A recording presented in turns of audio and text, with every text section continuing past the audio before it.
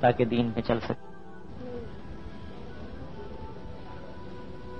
دل کے زندہ ہونے کی 3 علامتیں ہیں. دل زندہ ہے یا مردہ ہے، اس کی 3 نشانیاں. عبداللہ بن مسعود فرماتے ہیں کہ اطلب قلبک عند 3 مواطن. 3 جگہ پر اپنے دل کا امتحان لو. 3 جگہ پر اپنے دل کا امتحان لو.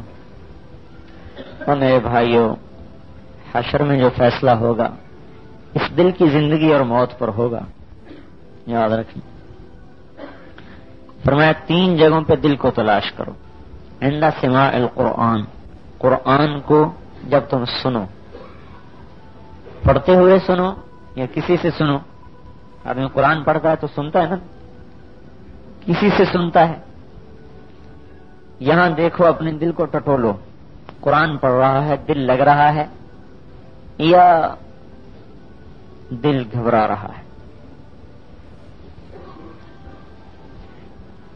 وفی مجالس الذکر، جہاں اللہ کی بات ہو رہی ہو وہاں دل کو دیکھو، دل لگتا ہے یا نہیں لگتا. وفی اوقات الخلوہ، جب تم تنہائی میں ہو تو دیکھو دل اللہ کی محبت میں اور آخرت کی غور و فکر میں چلتا ہے یا دل دنیا کے اور دنیا کے وساوس کا شکار ہوتا ہے.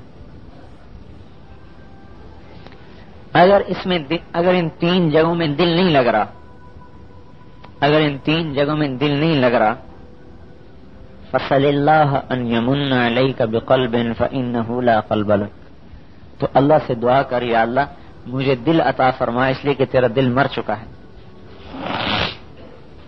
اب کوئی حکومت زبردستی اس سے دین کا کام اور اس کو دین پہ کھڑا نہیں کر سکتی. یہ مرا ہوا ہے، نظر آتا ہے. وہ کیا ہے؟ قرآن پاک کی آیت ذہن سے نکل گئی کہ لا تعمى الابصار ولكن تعمى القلوب التي في الصدور. ان کی آنکھیں اندھی نہیں ہیں، ان کے دل اندھے ہیں. یہ نہیں دیکھ سکتے. اب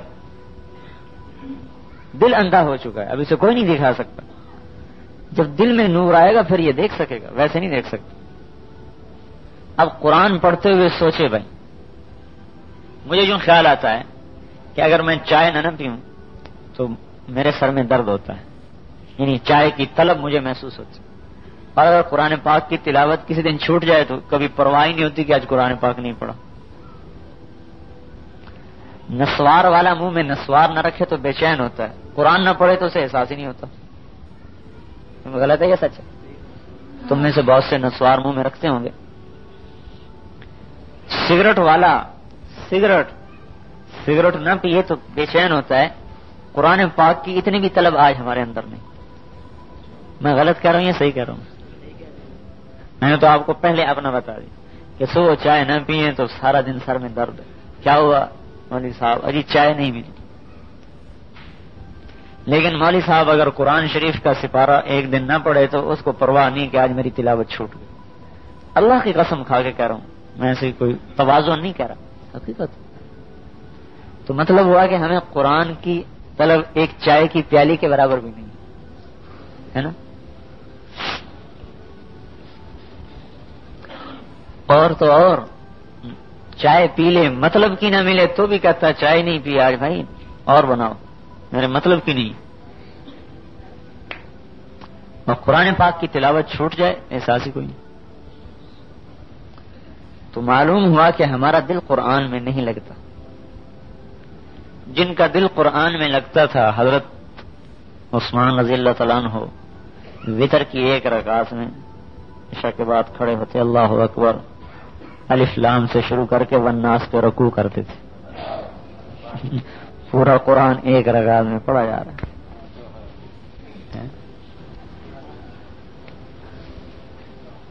کیا مطلب؟ دل زندہ ہے. اور ہمیں تو صبح کی نماز پڑھنی مشکل ہوتی ہے بھائی. مولوی صاحب جو ہے نا رکعت لمبی کر دیتا ہے کہ نہیں، مشکل ہو جاتا. خود میرا یہ حال. تو معلوم ہوا کہ ہمارے دل مر چکے ہیں، دل زندہ نہیں. اور حضور صلی اللہ علیہ وسلم نے عبداللہ ابن مسعود سے کہا عبداللہ مجھے قرآن سناؤ. انہوں نے کہا جی اقرأ علیک وعلیک انزل، میں آپ کو سناؤں حالانکہ آپ پر تو نازل ہوا ہے.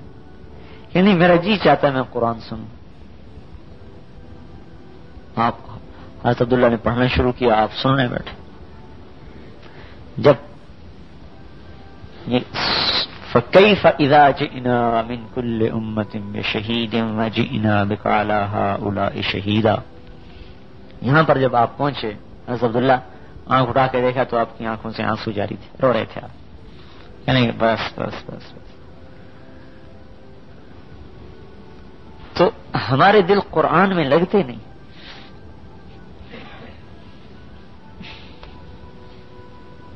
معلوم ہوا کہ دل مر چکا ہے، اسے زندہ کرنے کی ضرورت ہے. کہ چائے کی پیالی جتنی بھی طلب نہیں رہی قرآن پڑھنے کی، حالانکہ یہ اللہ کی کتاب تھی. فی مجالس الذکر، جب اللہ تعالی کی بات چل رہی ہو اور قرآن اور حدیث کی بات چل رہی ہو، اس وقت اس مجلس میں بیٹھ کر تیرا دل لگتا ہے یا گھبراتا ہے؟ اگر دل گھبراتا ہے اور ذرا سی مجلس لمبی ہوئی تو پریشان ہوتا ہے تو معلوم ہوا کہ دل مرا ہوا ہے، زندہ نہیں ہے. ایک ہمارا ساتھی کہا تھا تو رات 12 بجے تک دکان کھلی رہتی. معلوم ہوا کہ دل دنیا کے لیے تو زندہ ہے، آخرت کے لیے مر چکا ہے. اب اس مردہ دل سے کچھ نہیں ہوگا. دکان پہ 12 گھنٹے بیٹھنا آسان، اور مسجد میں آ کے اللہ پاک کے نبی کی بات کو سننا 15 منٹ مشکل. کیوں؟ دل زندہ نہیں. حدیث کی کتاب ہم پڑھتے ہیں تعلیم، بزرگ کہہ رہے ہیں آدھا گھنٹہ ہر مسجد میں کتاب پڑھو. ہر جگہ یہ شکایت آ رہی کہ جی لوگ نہیں بیٹھتے، کیا کریں، آدھا گھنٹہ کیسے پڑھیں، لوگ ہی نہیں بیٹھتے. معلوم ہوا کہ دل مر چکا ہے. 12 گھنٹے دکان پہ بیٹھ سکتا ہے، آدھا گھنٹہ حضور کی بات نہیں سن سکتا. نبی کی بات، کیونکہ جب حدیث پڑھی جا رہی ہو تو گویا کہ حضور تم میں بیٹھے بات کر رہے ہیں، گویا کہ حضور صلی اللہ علیہ وسلم تم میں بات کر رہے ہیں. لیکن ہمارے دل مر چکے ہیں، طلب ہی نہیں رہی. امام ابو حنیفہ، امام مالک رحمۃ اللہ علیہ ایک حدیث پر بات کرنے لگے. عشاء کی نماز پڑھی، سردیوں کی رات، نماز پڑھ کے مسجد سے باہر آئے، دروازے پہ کھڑے ہو گئے. امام مالک نے ایک حدیث پڑھی، امام ابو حنیفہ نے ساتھ پڑھی. اب حدیث پر تبادلہ خیالات شروع ہو گیا. دروازے پر کھڑے ہوئے، وہیں پر باتیں ہوتی رہی یہاں تک کہ صبح کی اذان ہو گئی. معلوم کیا معلوم ہے؟ دل زندہ ہے، دل زندہ ہے. ہم اپنی مسجدوں میں یہ 3 چلے لگائے ہوئے، ہاں ان کی بات کر رہا ہوں، یہ تعلیم میں نہیں بیٹھتے کہ دل مر چکا ہے، دل زندہ نہیں ہے. ایک حدیث پڑھی، چل میرا بھائی چھٹی ہو گئی. ہمارا اپنا یہ حال ہے، تعلیم میں بیٹھے نیند آنے لگ جاتی. دکان پہ نیند کیوں نہیں آتی؟ نیند آتی ہے تو دباتا ہے اسے، پیشاب کو دبا کے بیٹھ جاتا ہے، بھوک کو دبا کے بیٹھ جاتا ہے. تعلیم میں نیند آتی کہ دل میں زندگی نہیں ہے. میرے بھائی دل مر چکے ہیں.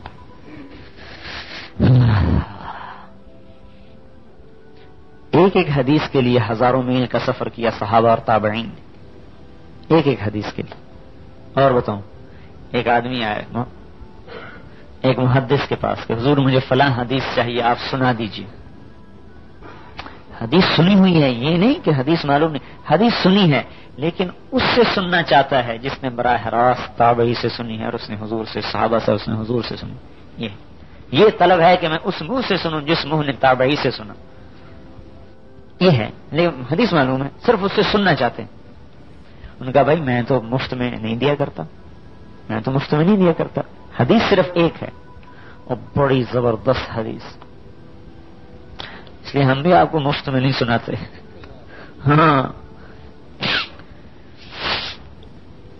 اس نے کہا جی پھر کیا قیمت ہے؟ میں نے کہا 1 سال روزے رکھو پھر سناؤں گا.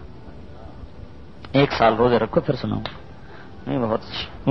وہیں بیٹھ 1 سال پورے روزے رکھے. پھر آئے گی اب تو سنا دو، ساری حدیث سنائی. دل زندہ ہے. ہمیں آدھا گھنٹہ تعلیم میں نہیں بیٹھا جاتا، وہ 1 سال ایک حدیث کی خاطر 1 سال روزے رکھتا ہے. فی اوقات الخلوہ، تنہائی میں، اکیلے میں اللہ کو چلتا ہے، مخلوق کو چلتا ہے، دل میں کیا منصوبے اترتے ہیں. اب یہاں پتہ چلے گا کہ دل مردہ ہے یا زندہ ہے. بیٹھا ہوا ہے تاجر کو دکان کا دھندا، اور نوجوان کو کوئی اپنے دھندے، تصورات، تخیلات، اور اللہ کی طرف کو طبیعت راغب نہیں ہو رہی. یہ دل کی موت کی علامت. ابو ریحانہ گھر میں آئے، سفر سے واپس آئے، بیوی کو دیکھا، بیوی انتظار میں بیٹھی تھی. 2 رکعت کی نیت باندھ کے کھڑے ہو گئے. خلوت 2 رکعت کی نیت باندھ کے کھڑے ہو گئے. 2 رکعت کو شروع کی، فجر کی اذان ہو گئی. جب مسجد کو جانے لگے تو بیوی کہنے لگی ابو ریحانہ تو نے زیادتی کی. کیا؟ کہ میں ایک تو سفر میں گیا ہوا تھا، اللہ کے راستے میں دیر سے واپس آیا، پھر میں تیرے انتظار میں ساری رات جاگ کے گزار دی. میرا بھی جو کوئی حق تھا تیرے اوپر، وہاں بھی تھکتے رہے، یہاں بھی کھڑے ہو کے تھکتے رہے، مجھے بھی تھکایا. اما لنا من کا نصیب، ہمارا کوئی حق نہ تھا. کہنے لگے حق میں ادا کرتا اگر تو مجھے یاد رہتی. تو نے کہا کمال ہے، میں تیرے پاس بیٹھی تجھے یاد کیسے نہیں ہے؟ کہنے لگے جب میں 2 رکعت کی نیت باندھ کے کھڑا ہوا تو میرے سامنے جنت اور دوزخ ایسی کھل کے آئی کہ باب میں تو اسی میں گھومتا رہا، مجھے سب کچھ بھول گیا. اب یہ خلوت ہے، دل اللہ کو چل رہا ہے. معلوم ہوا کہ دل زندہ ہے، مرا ہوا نہیں، دل زندہ ہے. صلت بن اشم العدوی رحمۃ اللہ علیہ کی شادی ہوئی. شادی کی پہلی رات حمام میں غسل کیا، پھر شادی کے کمرے میں داخل ہوئے. دیکھ کر بیوی کو بھی دیکھا، اللہ اکبر، نیت باندھ کے کھڑے ہو گئے. بیوی نے دیکھا تو اس نے بھی اللہ اکبر، نیت باندھ کے کھڑے ہو گئے. دونوں میاں بیوی شادی کی پہلی رات ساری رات نفل پڑھنے میں گزار دی. صبح ہوئی، بھائی نے حال احوال پوچھا، انہوں نے بتایا کہ اللہ کے بندے تو بھی عجیب بے وقوف آدمی. ارے تو تیری شادی کس لیے کی تھی؟ اس لیے کی تھی ساری رات نفل پڑھتا رہا اور اس کو بھی پڑھوا. انہوں نے بات یہ ہے تم نے مجھے صبح حمام میں نہلایا تو اس کے گرم پانی کو دیکھ کر مجھے دوزخ کا گرم پانی یاد آیا. پھر تو نے مجھے شادی کے کمرے میں داخل کیا تو شادی کے کمرے کی سجاوٹ کو دیکھ کر مجھے جنت یاد آ گئی. تو میرا بیوی سے دل ہٹ گیا. میں نے کہا چل رب کو یاد کر. دل زندہ ہے. حضرت عائشہ فرماتی ہیں کہ حضور میرے پاس آ کر لیٹے، میرے لحاف میں لیٹ گئے.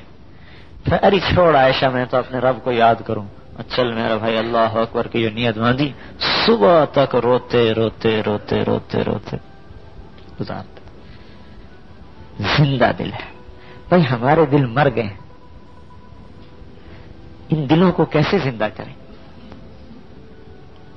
اس کے لیے نبی آئے، انبیاء آئے اور رسول پاک صلی اللہ علیہ وسلم آئے. جسم کی زندگانی کے لیے ہمارے کاروبار چل رہے ہیں، کپڑے گرمی کے سردی کے، کھانے گرمی کے سردی کے، چائے کے قہوے کے نظام چل رہے ہیں کہ جسم زندہ رہے. دل زندہ رہنے کے لیے ان چیزوں کی ضرورت نہیں ہے، یہ تو جسم کو باقی رکھتے ہیں. میری مراد دل کی زندگانی سے ایمانی زندگی، ورنہ دل تو میرا بھی زندہ ہے، آپ کا بھی زندہ دھک دھک کر رہا ہے.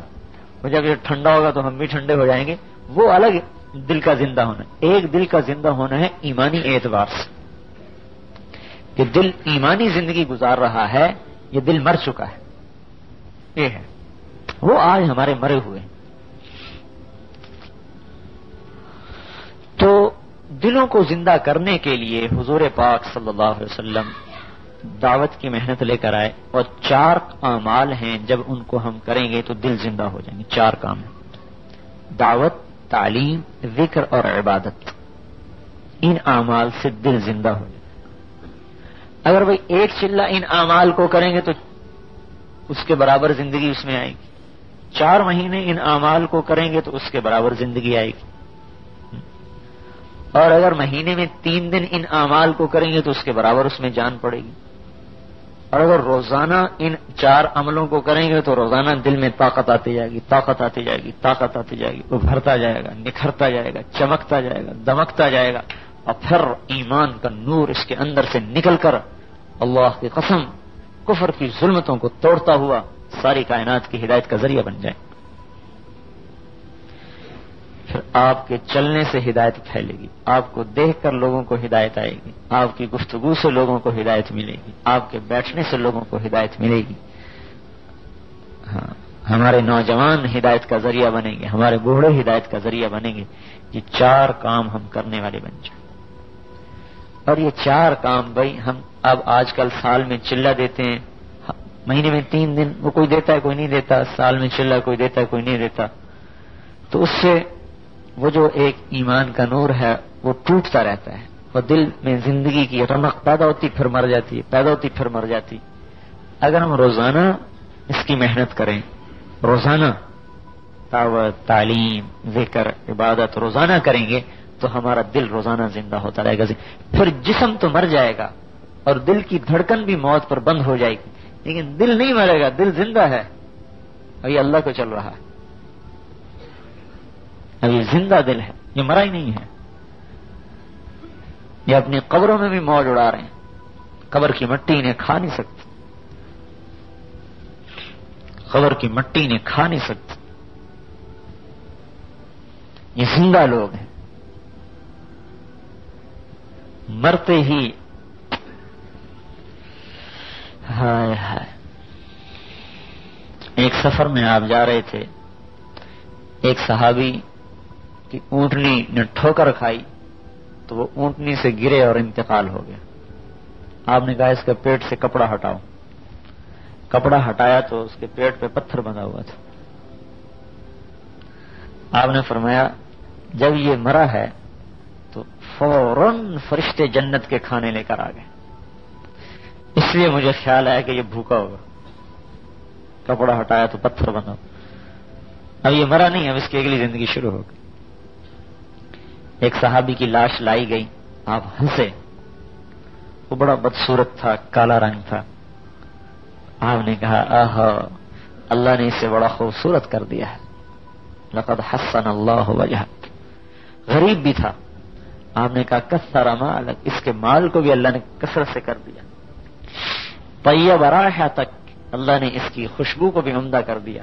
اور کہا کہ میں دیکھ رہا ہوں 2 حوریں اس کے سینے میں داخل ہونے کے لیے لڑ رہی، ایک پہلے جانا چاہتی، دوسری اسے پہلے جانا چاہتی۔ اب یہ مر کے بھی زندہ ہے کیونکہ یہ زندہ دل والے تھے، ان کا ایمانی دل زندہ تھا۔ قبر ان کے لیے راحت کا پیغام ہے۔ علاء بن حضرمی کو دفن کیا گیا، بعد میں خیال آیا کہ بھئی یہاں ہم دفن کر رہے ہیں، یہ ریتلی جگہ ہے تو آ کے جانور لاش نکال کے کھا جائیں، لہذا بھئی یہاں سے لاش کو نکال لیا جائے۔ جب قبر کو دوبارہ کھودا گیا، ابھی دفن کیا ابھی کھود رہے ہیں، تو حضرت انس کی روایت فرماتے ہیں وَإِذَا الْقَبْرُ مَدَّ الْبَصَرِ نُورٌ يَتَلَأْلَأْ، ہم نے دیکھا کہ قبر تو جہاں تک ہماری نظر جاتی تھی وہاں تک کھل کر نور سے روشن ہو رہی تھی، اور علا کی لاش کا پتہ ہی نہیں تھا کہاں چلی گئی، قبر میں لاش تھی کوئی نہیں، حالانکہ اپنے سامنے دفن کر رہے ہیں، اور وہیں دوبارہ سوچ کر کہ یہاں لاش کی بے حرمتی ہوگی، یہاں سے نکالو، آگے کسی سخت زمین میں دفن کرو تاکہ کوئی جنگلی جانور، صحرائی جانور کھود نہ سکے۔ لیکن جب قبر کو کھودا، لاش بھی غائب، اور جو چند گھنٹے لاش وہاں پڑی تھی اس کی برکات اللہ نے دکھائی کہ میں اپنے بندوں کو قبر میں ایسے رکھتا ہوں، قبر نور سے جگمگا روشن۔ تو یہ مرا نہیں کرتے، صرف پردہ کر جاتے ہیں دنیا سے۔ موت آتی ہے بے شک، لیکن ان کی موت ایک دوسری زندگی کو لے کر آتی،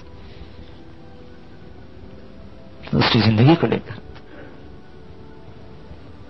ان 4 کاموں کو بھی روز کیا جائے۔ روز کرنے کی کیا شکل ہے؟ آپ اپنی دکانوں کے اوقات گھٹا دو بھائی، اللہ کے واسطے۔ مسلمان کے لیے حرام ہے، حرام کہ سارا دن کمائی کرے، حرام ہے۔ کس لیے حرام ہے؟ کہ آخرت میں تو رہنا ہے کروڑوں برس، اور دنیا میں رہنا ہے 60-70 برس، 50 برس، 40 برس۔ 60-70 برس کے لیے 12 گھنٹے 18 گھنٹے کمائی، اور کروڑوں برس کے لیے 2 گھنٹے میں نہیں نکال سکتا میں دن میں۔ کتنے حماقت کی بات ہے۔ ایک اللہ کا دیدار 8 لاکھ سال کا، ایک اللہ کا دیدار، لاکھوں برس کا ایک دیدار، یوں دیکھ رہے ہیں۔ ایک دیدار، ایک ایک بیوی کے پہلو میں کئی کئی سو برس لیٹا ہوا ہے، پرواہ کوئی۔ زندگی تو ہوئی، اس کے لیے کچھ بھی نہیں۔ مٹی کی عورت اور مٹی کے گھروں کے لیے جوانی لٹا دیتا ہے، کھپا دیتا ہے، بیمار ہو جاتا ہے، بڑھاپا میں بھی رل جاتا ہے، اور سونے چاندی کے محلات اور جنت کی زعفران کی بنی ہوئی بیویوں کے لیے کچھ بھی نہیں۔ یہ کتنے ظلم کی بات۔ کیا شکل ہو، یہ چلے والے 3 چلے والے بھائی سارے بازار کی ترتیب کو توڑ دیں، اپنی دکانوں کو چھوڑ کے مسجدوں میں آ جائیں۔ انہوں نے کہا بس اتنا کمانا تھا، کما لیا، اب ہم انشاءاللہ اپنی آخرت کے لیے محنت کریں۔ روزانہ اپنے اپنے علاقے میں، اپنی اپنی مسجدوں میں آپ کم از کم جو 2.5 گھنٹے کہتے ہیں تو کم از کم، ورنہ اس سے زیادہ جتنا 8 گھنٹے 6 گھنٹے 5 گھنٹے روزانہ آپ آخرت کی دعوت دیں، ان عملوں کو کریں۔ کچھ وقت دنیا کما لیں، کچھ وقت اپنی آخرت میں لگائیں۔ ان عملوں کو کرتے ہوئے روزانہ انشاءاللہ ایمان ترقی کرتا رہے اور آپ آگے بڑھتے۔ اس لیے خصوصی طور پر ہماری جماعت کو بھیجا گیا کہ مسجد وار وہاں اپنے بھائیوں کی خدمت میں درخواست کی جائے کہ وہ اپنا کام شروع کریں، تاکہ ایمان دن بدن ترقی پکڑے، دنیا کی بے رغبتی ہو، آخرت کا شوق ہو، جنت کا شوق ہو۔ تو بھائی کیا خیال ہے، پھر کچھ کریں گے آپ؟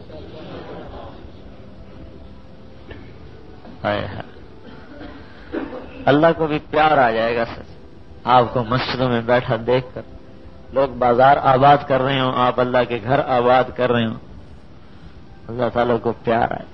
اور حدیث میں آتا ہے میں لوگوں کو برباد کرنے کا ارادہ کرتا ہوں، لیکن مسجد کو آباد کرنے والوں کی وجہ سے ہٹا دیتا ہوں، اپنے عذاب کو ہٹا دیتا ہوں، آئے ہوئے عذاب ہٹ جاتے ہیں۔ اس لیے میرے بھائیوں، اپنی جوانی کو قیمتی بناؤ، اپنے بڑھاپے کو قیمتی بناؤ۔ مسجد وار اب آپ حضرات روزانہ وقت، آج کل جو ترتیب چل رہی عصر سے لے کر عشاء سے لے کر جب تک بھی آپ بیٹھ سکتے ہیں، مغرب سے لے کر رات 12 بجے تک بیٹھیں آپ،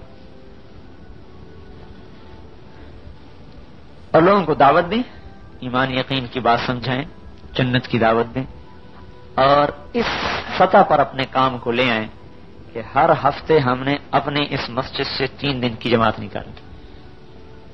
اسی مسجد میں ہم سن 84 میں آئے، غالباً اتوار کا دن تھا، تو یہاں والوں سے ہم نے کہا بھائی ہم نے اس سے روزہ کی ہمیں جماعت نکالنی، تو یہاں کے جو اس وقت کے ساتھی تھے انہوں نے کہا جی جماعت تو ہماری سے روزہ کی چلی گئی، اب کہاں سے نکلے گی؟ میں نے کہا آپ نیت کرو گے تو نکل جائے گی، نہیں نیت کرو گے تو نہیں نکلے گی۔ میں نے کہا نیت کس بات کی کریں، سارے پرانے ساتھی چلے گئے اور سے روزہ 10-15 آدمی چلے گئے۔ میں نے کہا اس محلے میں کتنے گھر ہیں؟ انہوں نے کہا گھر تو بہت سارے ہیں، آبادی بھی 4-5 ہزار۔ میں نے کہا 15 آدمیوں کے جانے کے بعد اللہ تعالیٰ اتنا عاجز ہے ابھی ہمیں 10-15 اور نہیں دے سکتا، آپ نیت تو کریں۔ ان کی بھی منت خوشامد کر کے تھوڑی سی نقل و حرکت کی، شام کو 15 لڑکے پھر تیار ہو گئے سے روزے کے لیے، یعنی 3 دن میں 2 جماعتیں بن گئی سے روزے کی۔ جمعے کو نکلی، اتوار کو ہم آئے۔ اب وہ سارے نوجوان، ان میں کسی نے وقت نہیں لگایا ہوتا، یہ کمر بیٹھا ہوا ہے، کدھر ہے، اس کو ڈھونڈ ڈانڈ کے لائے ہوئے تو امیر بن جا، اس نے چلا لگایا اس کی بڑی منتیں کی، بھائی یہ تو غروب ہی ہو گیا، جیسے چاند غروب ہوتا ہے، یہ تو مانا نہیں۔ پھر یہ مظہر ہے ایک لڑکا، اس نے پہلے سے روزہ لگا ہوا تھا، اسی کو ہم نے کہا بھائی تو امیر بن جا، چلا جا۔ یہ 15 لڑکے گئے ماشاءاللہ سے روزہ لگا کے آئے، تو ان میں سے یہ اور ایک اور 3 چلی کے لیے تھوڑے دنوں بعد مجھے رائمنڈ میں ملے کہ ہم 3 چلی کے لیے آ گئے۔ اب استعداد تو ہے، جب 3 دن میں 2 جماعتیں نکل سکتی ہیں سے روزے کی، تو آپ ہر ہفتے 1 جماعت نکال سکتے ہیں اگر آپ نیت کریں کہ نہیں نکال سکتے؟ یہ کشمیری مسجد والے، غلام جنانی مسجد والے اور مختلف محلوں والے جتنے بھی آپ بیٹھے ہوئے ہیں، اگر آپ ہمت کر لیں کہ ہم نے ہر ہفتے سے روزے کی جماعتیں نکلتی رہیں اور ہر مہینے ہم نے 3 چلے کی جماعت نکالنی، تو وہ بھی نکل جائے۔ ہمارا ایک ساتھی بتا رہا ہے کہ ہماری مسجد میں 6 مہینے سے کام چل رہا ہے روزانہ کا، تو ہر مہینے 3 چلے کی جماعت بن کے ریٹائرمنٹ جا رہی۔ آپ کے ہاں تو لوگ زیادہ محبت کرتے ہیں تبلیغ سے، اور ہر سال ہم نے 1 سال کی جماعت دی۔ ٹھیک ہے بھائی، کرو گے؟ ہیں؟ پکی بات ہے۔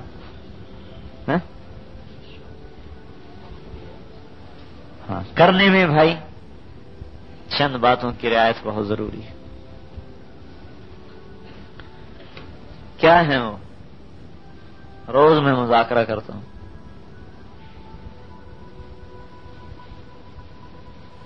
ایک تو بھائی کیا کرنا ہے، تانا مت دیا کرو کسی کو،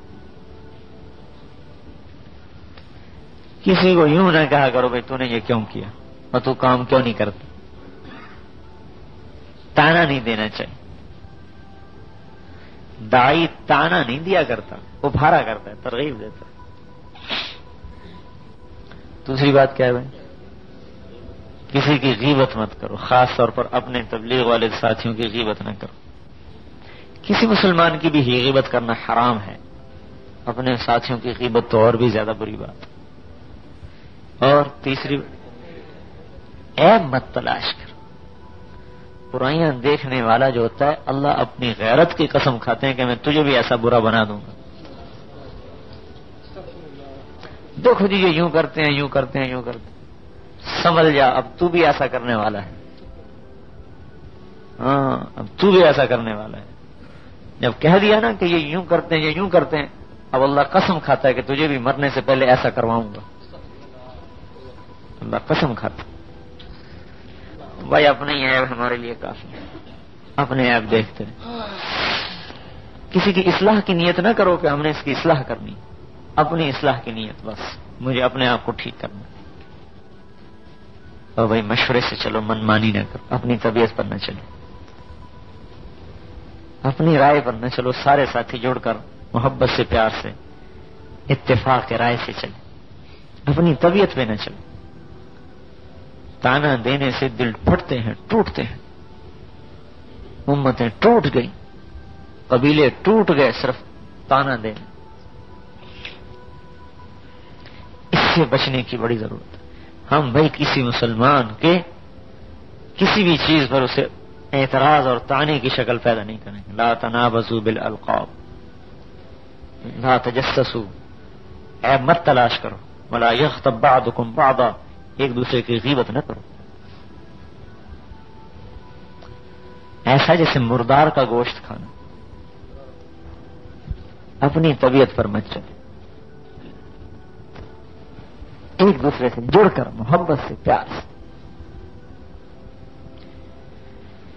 یہ چیزیں انشاءاللہ ہمارے دلوں کو جوڑتی چلی جائیں۔ یہ نہیں ہوگی تو دل جڑتے چلے جائیں، یہ پیدا ہو جائیں گی تو دل پھٹتے چلے جائیں۔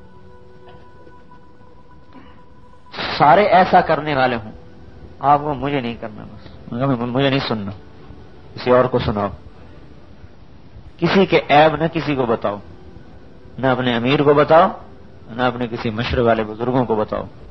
آج کل اتنی استعداد کسی میں نہیں کہ کسی کے عیب سن کر بھی اس سے محبت کر سکے۔ ہاں، اور بھائی میں ڈر کے کہتا ہوں، جو آدمی اپنے ساتھیوں کے عیب اپنے بڑوں کو بتانے شروع کر دیتا ہے، وہ محروم ہو جاتا ہے، اسے دھکا ایسا لگتا ہے کہ پھر وہ سنبھلتا ہی نہیں۔ مولانا سعید خان صاحب نے مجھے فرمایا کہ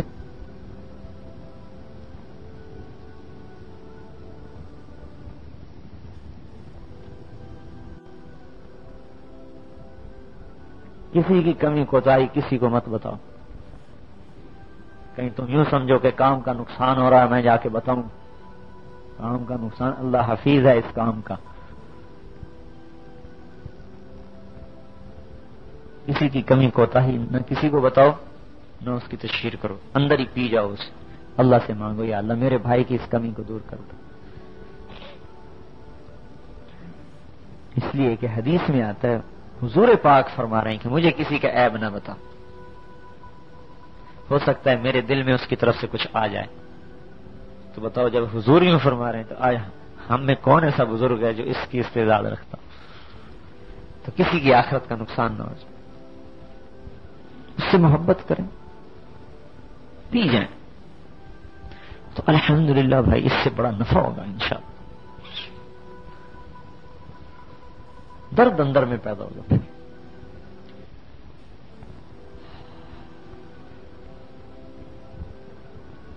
اور بھائی محبت کو بڑھانے کے لیے 4 چیزوں کی پابندی کرو۔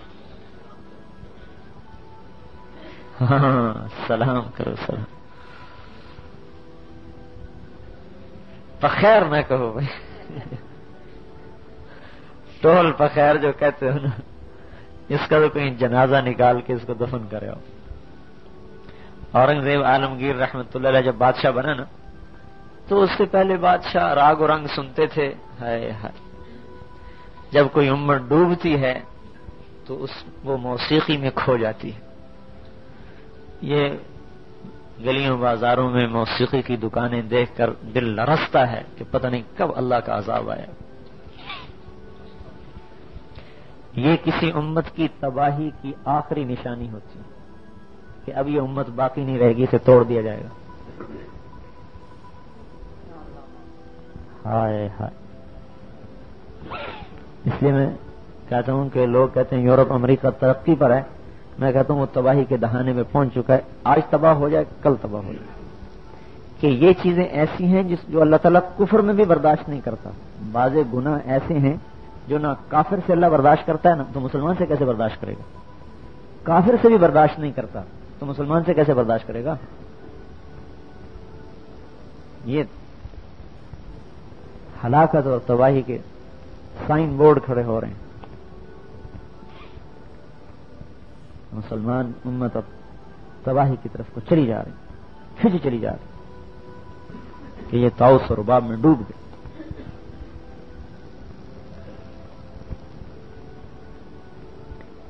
یہ امت اس لیے نہیں آئی تھی۔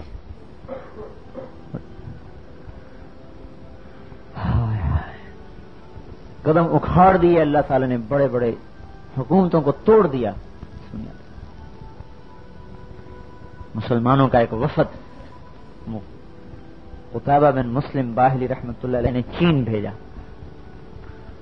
تو انہوں نے استقبالیہ میں، خدا ہمیں ہدایت دے دے گا، انہوں نے استقبالیہ میں اپنے دستور کے مطابق رقاصہ آئی اور وہ سازندوں نے ساز چھیڑا، مسلمان کھڑے ہوئے غصے میں۔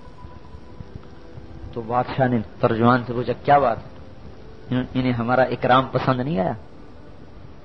تو ان کے قائد نے کہا نہیں، ہمارا یہ اکرام نہیں ہے، ہمارے نزدیک یہ حرام ہے۔ انہوں نے کہا تمہیں یہ آواز بھلی نہیں لگتی؟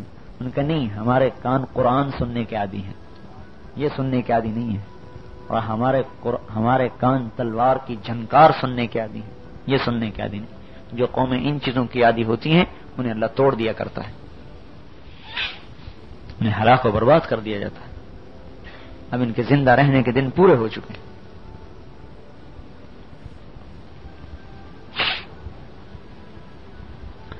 تو اورنگزیب عالمگیر جب بادشاہ بنا تو اس نے سارے میراثی ڈوم جو تھے، سازندے گویے سب نکال دی، تان سین کی اولاد اور فلاں کی اولاد اور فلاں سارے آئیے امت کے خدمت پاک ملک کے، یہ کیا ہے، ملک کی خدمت کر رہی ہیں، قوم کی خدمت ہو رہی،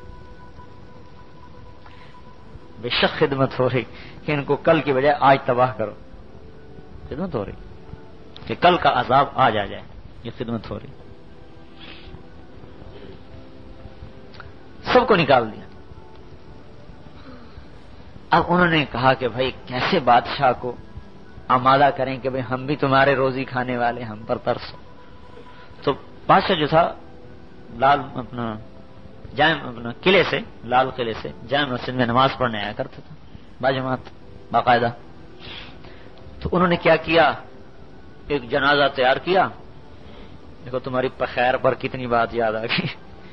انہوں نے ایک جنازہ تیار کیا، اس جنازے پر انہوں نے وہ ساز اور وہ سارے جو ان کے طبلے سرنگیاں وہ رکھے اور اس کو یوں کفن پہنایا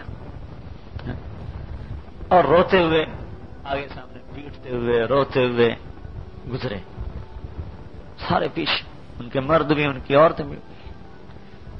تو اورنگزیب نے کہا بھائی یہ کس کا جنازہ ہے؟ انہوں نے کہا سرکار یہ ہمارے بیچارے تنبورے سرنگیوں کا جنازہ ہے.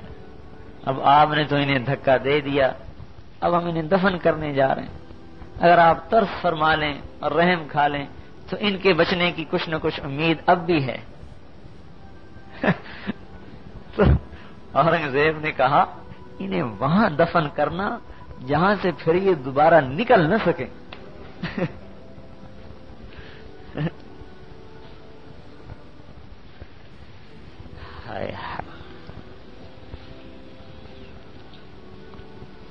تو بھائی اسے پخیر کو بھی کہیں دفن کرے ہو جا کے، ٹول پخیر کو جو ہے نا ان کا جنازہ نکالو. سلام کو رواج، محبت کرنا سیکھ. ہاں سلام پہ ایک اور بات بھی یاد آتی.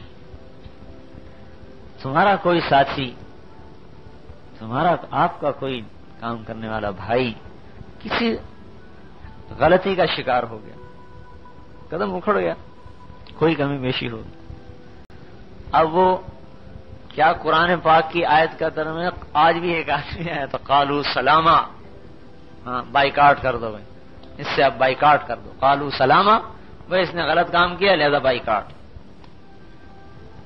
بھائی اسلام میں بائیکاٹ نہیں، اسلام میں محبت ہے. اگر کسی میں کوئی کمی کوتاہی ہو گئی ہے تو اس سے اور محبت کرو. کیا کہیں تبلیغ نہ بدنام ہو جائے، اس کا مطلب ہے آپ تو تبلیغ کو مشہور کر رہے ہیں اور وہ بدنام کر رہے ہیں، تو آپ اس سے زیادہ تبلیغ کو نقصان پہنچا رہے ہیں، اس لیے کہ آپ متکبر بن کے چل رہے ہیں.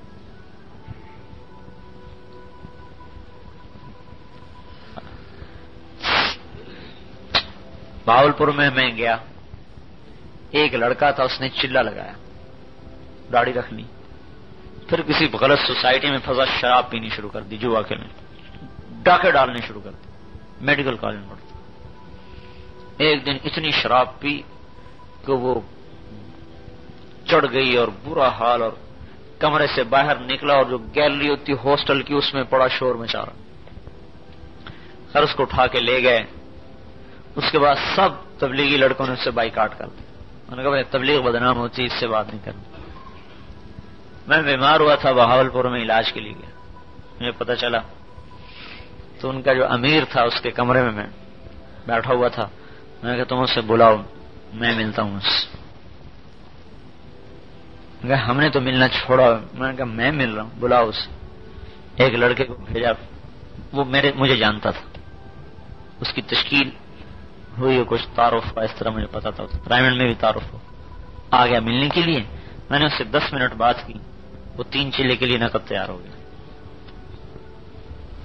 اور وہیں سے اس نے اپنا بوریا بستر اٹھایا، پرائیویٹ آ گیا. پرائیویٹ میں پرائیویٹ میں مجھے ملا، کہنے لگا جب آپ نے مجھے بلوایا تھا تو ہم بیٹھ کر ایک جگہ ڈاکہ ڈالنے کا منصوبہ بنا رہے تھے. اب بائیکاٹ کا یہ فائدہ ہوتا ہے اور جوڑ بٹھانے کا یہ نفع ہوتا ہے جو میں نے آپ سے عرض کیا. تو لے اپنی خیر مناؤ کہ کہیں میری وجہ سے تبلیغ نہ بدنام ہو رہی ہو. ہاں اپنی خیر مناؤ. قالو سلامہ، بائیکاٹ کر دو نہیں، سلام کرو. کا سلامہ کا مطلب یہ کہ اس سے اچھا سلوک کرو، اس سے اور اچھا سلوک کرو تاکہ اس کا دل جڑتا چلا جائے. اس سلام کو پھیلایا جائے، خیر کو بھگاؤ، سلام کو لاؤ. تمہارے تو پھر بھی کوئی کرتا ہے، مضافات میں تو کوئی سلام جانتا ہی نہیں. سوات میں ہم گئے، دریا سوات کے کنارے، کسی جگہ کسی نے ہمیں سلام، دور سے ٹول پخیر،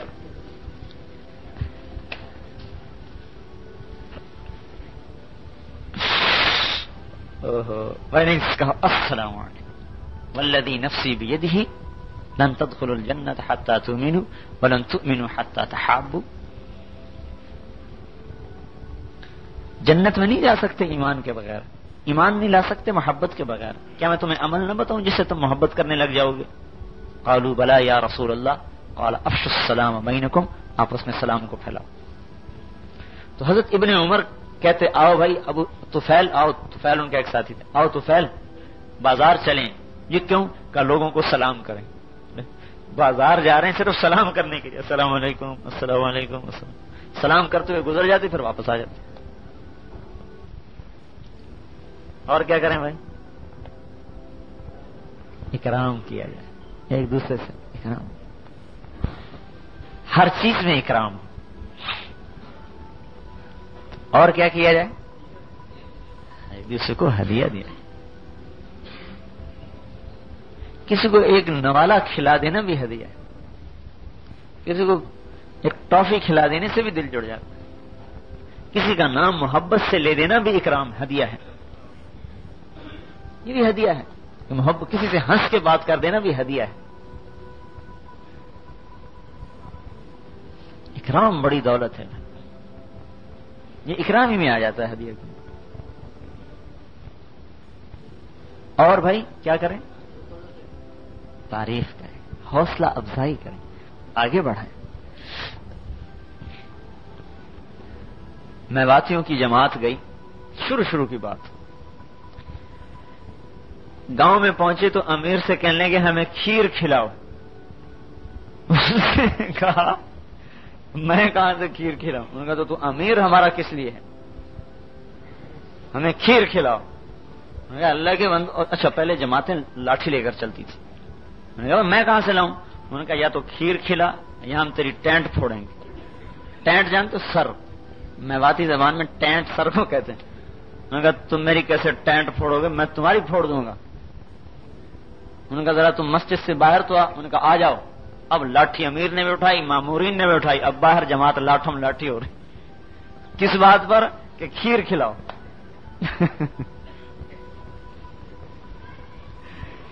اچھا اب یہ جماعت کھیر پر لاٹھم لاٹھی ہو کر نظام الدین میں پہنچی.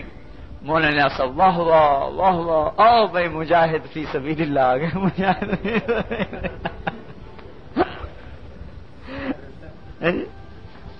تو بھائی تھوڑی سی بات سے ان کو حوصلہ ہو گیا، پھر جڑ گئے. وہ حوصلہ افزائی بڑی ضروری ہے، اس سے محبت، اس سے جوڑ پیدا ہوتا، بہت اس کی ضرورت. جیسے ہم بچے کی حوصلہ افزائی کرتے ہیں، وہ الٹی سیدھی لکیریں ڈال لیتے ہیں، واہ واہ واہ واہ کتنا اچھا لکھا ہے بیٹے نے. کیا لکھا ہوتا ہے اس نے؟ تبلیغ میں بھی ہم بچے ہیں، ایک دوسرے کی حوصلہ افزائی کریں. اور 4 چیزیں کیا ہیں؟ یا اللہ عمل کی اللہ توفیق دے دے. سل من قطعک، جو توڑے سچو. اور کیا ہے؟ آتے من حرام، جو تیرا حق مار لے اس کو بھی دے. اور کیا ہے بھائی؟ اعف عمن ظلمک، جو تیرے پہ ظلم کرے اس کو بھی معاف کر. اور کیا ہے؟ احسن من اساء الیہ، جو تیرے سے برا کرے تو اسے اچھا. یہ وہ صفات ہیں جس میں آ جائیں گی، اللہ اسے ساری دنیا میں ہدایت کا کام لے.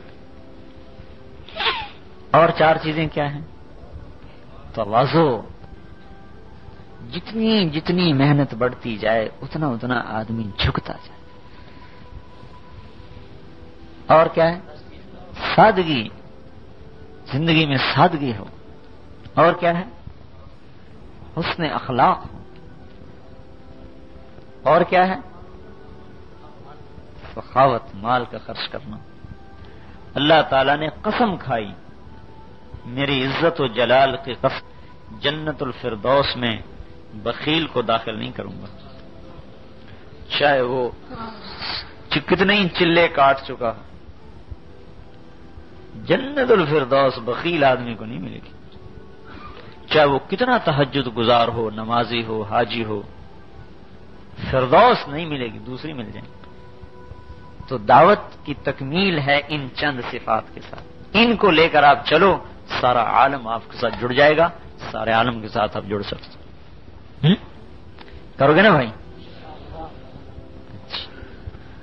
اب ایسا کرو کہ اپنے اپنے محلے وار بیٹھو، اس مسجد والے ایک طرف حلقہ بنائیں اور یہ کشمیری مسجد والے دوسری طرف حلقہ بنائیں اور یہ جیلانی مسجد والے تیسری طرف حلقہ بنائیں، اور ایسے جو دوسرے محلوں سے جماعت کی شکل میں آئیں وہ اپنے الگ الگ حلقے بنا کے بیٹھ کر اپنے نام لکھ کر اور آگے قوائف لکھ کر ہمیں دیں اور اپنا ارادہ کہ بھئی ہم کتنا وقت دیں گے، کم از کم ہم عصر سے عشاء تک مانگ رہے ہیں،